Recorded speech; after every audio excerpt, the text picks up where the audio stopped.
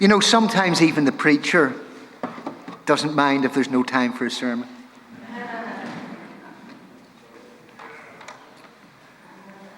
Just to make a point, because Ryan was saying there about, let's have the offering, and I said, there's no offering. There is an offering. The plates are at the door. Do be sure to drop your offering in the plate. The office will be open all through the week, and you can come and leave your offering by at the office. You can arrange for a direct debit or whatever, or send it in by mail. Just keep it coming, please. You know, I've been working hard. I began a series of Romans 5 sermons ago. And I was to start on chapter 2 this morning. And I spent, if you knew how many hours it takes to prepare the sermon, I think you'd empathize with me. But I'm not going to do Romans 2 because things have overtaken us since Wednesday night. There's been big changes, not only in the state of California, but nationwide and globally. And, the Spirit of God, He is real, and He affects us, and He certainly affects me. I want you to know that I believe in God, the Holy Spirit, and I want you to know He lives in me. But I want you to know even more than that, He guides me. You may not think that or believe that, but He does. And that's my rest, and that's my strength, thanks be to God.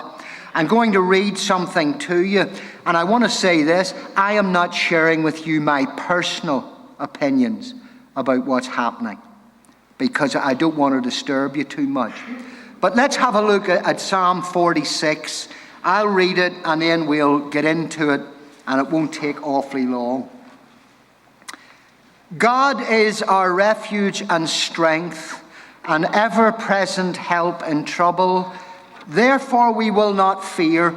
Though the earth give way and the mountains fall into the heart of the sea, though its waters roar and foam and the mountains quake with their surging. Just think about that.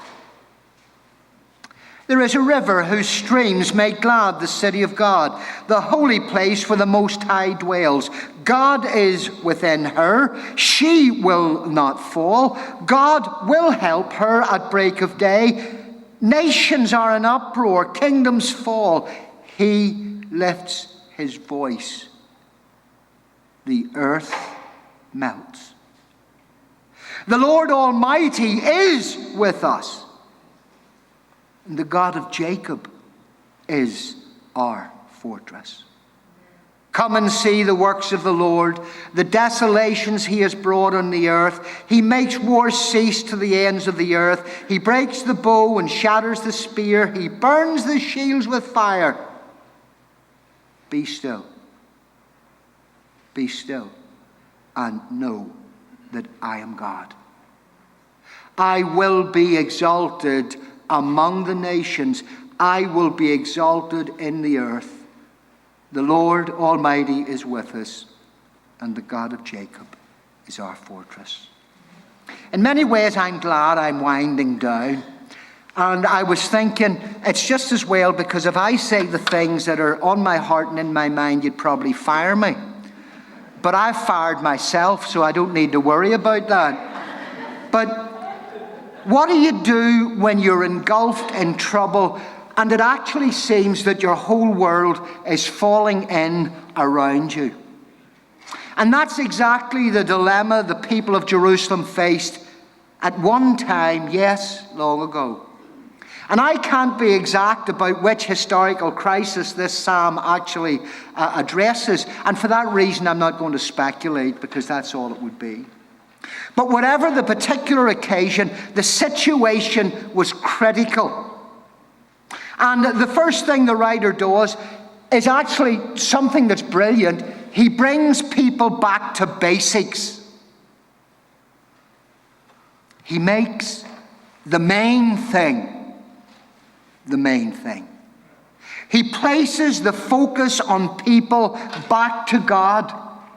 He reminds them first that God is our refuge and strength. And then second, He's an ever-present help in trouble. And then he goes on to say, on that basis, we will not fear. I think we're beginning to get the sense that fear is a terrible thing. It causes anxiety and it paralyzes. It fragments. People have differences of opinion. They look at things in different way, and there's a certain fragmentation. And I can see that abroad already. Fear and anxiety are very real conditions. And so in the jaws of fear and anxiety, it's absolutely essential to get... Josie, you're marvelous. To get your eyes on God.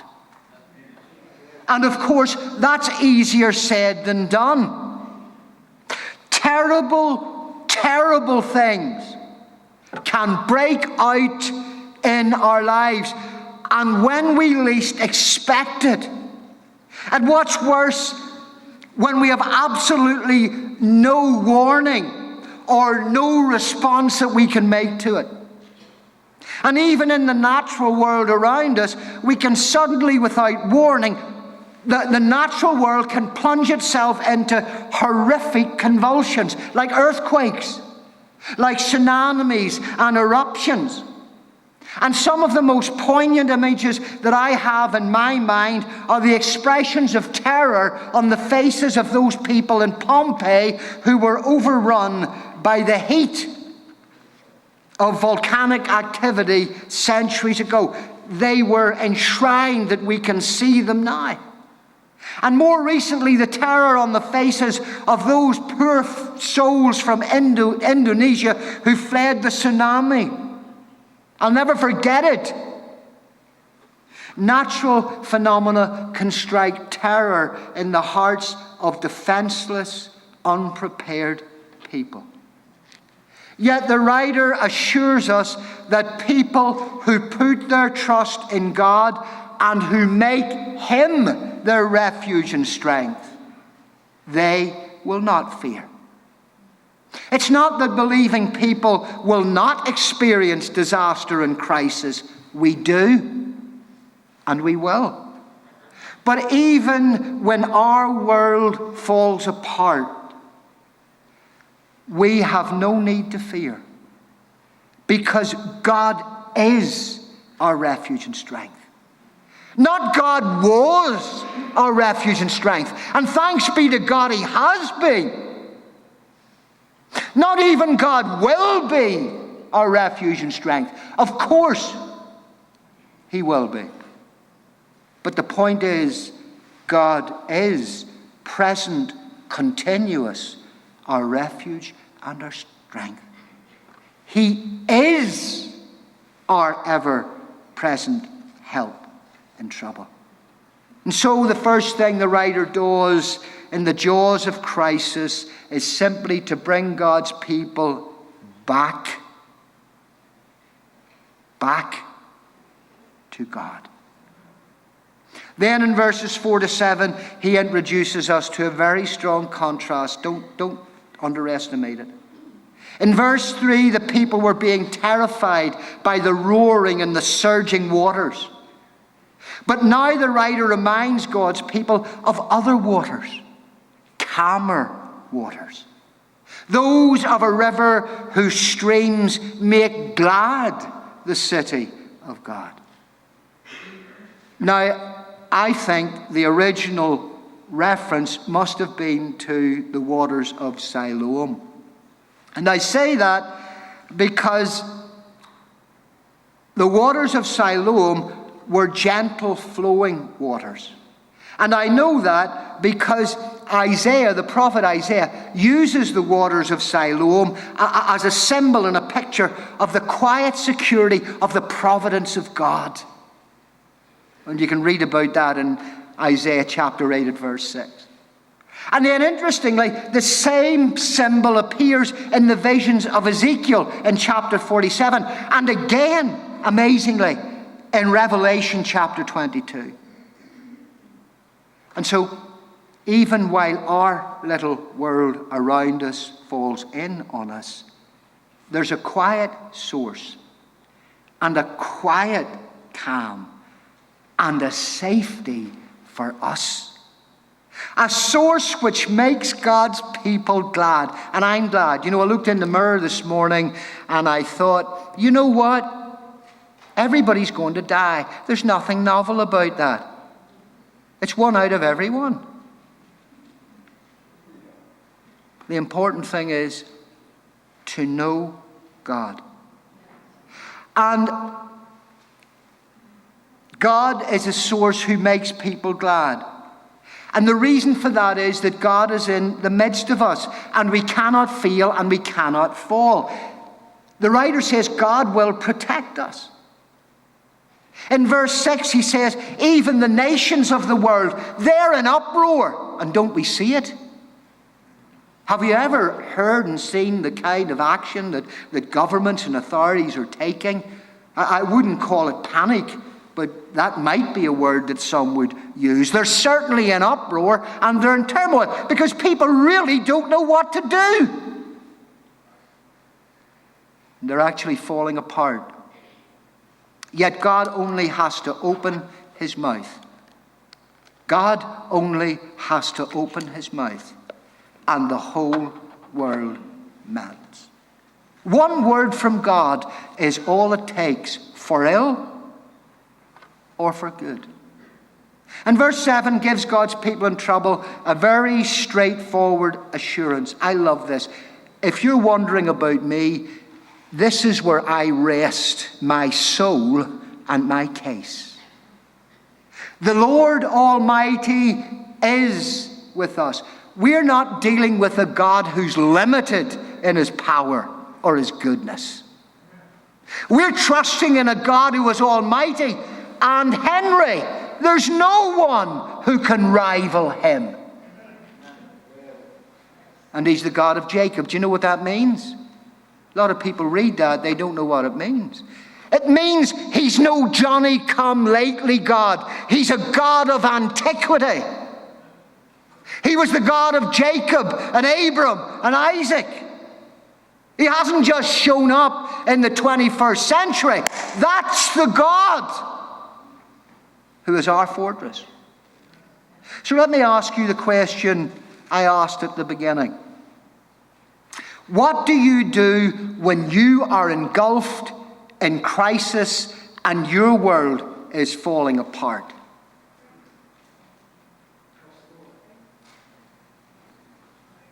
Well, look, let me give you the exact words. You need them. Let me direct you to verse 10. You and I, we are to be still. Look, I'm not letting anybody spook me. I hung out with the deacons on Saturday and I went home thinking, be still. We don't need to panic. We don't need to call this one and call that one. We don't need to run about like headless chickens. Now listen, by all means take every practical precaution and action. I'm not saying don't do that. Use your head. Take advice. Listen to what's going on around you and the advice that is given. But be still. And I know what you're thinking. Some of you anyway. Are you kidding, Stuart? Be still when my world is falling apart before my very eyes? How on earth is that possible? Because we are facing a real crisis. And it could get worse. More worse than we could imagine. It may not. Look at verse 10 again. Be still and know. Let me tell you something, and if I haven't said it before, I'm awful glad of the opportunity. I'm not thinking, I'm not hoping, I'm not wishing. I'm knowing. I'm knowing that He is God. And that's a wonderful comfort to me, because as I've often said, if the roof falls in and I get run over by a herd of galloping turkeys, everything is okay for me with God. Be still, he says, and know. What should I know? Know just one thing. Know that I am God. Know that he is the God, listen to me, who gave you life. And he's the God who has been with you right down through every day of your life. And if you're like me, and I suspect that all of you are, he's the God who has brought you through every crisis that you've faced throughout your life up to now. And he's the very same faithful God who is with you today in this mess. Listen, the whole world is living in an epoch of crisis. I'm not sure whether you know it yet or not, but the old order has gone. I'm sure myself that many of you don't realize that, but the old order has gone. We're living in a global time when the social revolution is continuing all across the world. We not only hear of wars and rumors of wars, we're in them. We're in them. And right now we're in a pandemic that is wrapping itself around the globe. But here's the good news. We are the Christians of Orangeburg Avenue Baptist Church, and we will not fear. I'll tell you why. Because we believe God. Amen. Whatever happens. And this could be bigger than what you think it is. I don't claim to be a prophet, but I'm a preacher. And part of my ministry is not only to foretell, but to foretell. And if you've been sitting here for the last 18 years, you would have gathered that already. We believe that God is our refuge and our strength. That God is a very present help in trouble. And that's why we don't have to be afraid. That's why we don't have to be panicked. Don't get me wrong. I have to say this because some people would hold it against me if I didn't say it. Don't be foolish enough not to use common sense or consider professional advice. But you would be foolish indeed if you did not have your trust and your destiny in God's hands. You know, I'm awfully hard. I love Charles Wesley. All my favorite hymns were written by him. We don't sing any of them here, but I sing them in the shower. Sing them to my wife in the morning. I'm a bit hard on John Wesley. But let me tell you, the very last words of John Wesley before he died. He said, best of all, God is with us. Now you remember that. This may be the last sermon I preach to you for some time. But you know what? As long as time lasts, I'll be glad that I preached this sermon to you. Now, you know, I miss that old wooden pulpit because I don't know if you realize I'm really well behaved these days. Because when they took it away and gave me this thing, the first time I smashed my hand down on it, I burst my hand open. And I never did it again. But you know, I miss those old days because I have a personality and I have got emotion. Some people care for it, some don't. But you know what? You know all about that, don't you? My good friend. Because yours is like mine. Woo! Now, let's sing our closing hymn. I did want to introduce a lot of new members, but because of people's caution in coming, a lot of them are not here, so I'm not going to do it. But about 10 people completed the new members class, and I really did want to introduce them in one group. But just know 10 people did complete the class, and as soon as it's possible and feasible, I'll get them up front so as you can see them. Whew.